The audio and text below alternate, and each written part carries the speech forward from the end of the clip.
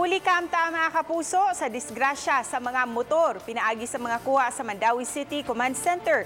Kining unang insidente nahitabo sa Maydan AS Fortuna, Barangay Banilad, kaganihang kadlawon.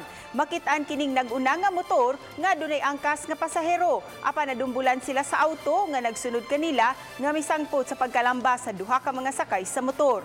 Sa laing disgrasya nakuhaan sa Banilad gihapon kaganihang buntag kining migawas nga sakyanan gikan sa usa ka establishmento. Apan nakaigo na hinuon kini sa usa ka motorsiklo maong nalamba ang rider ni ini. Samtang laing disgrasya ang nahitabo dapit sa may subang dako flyover.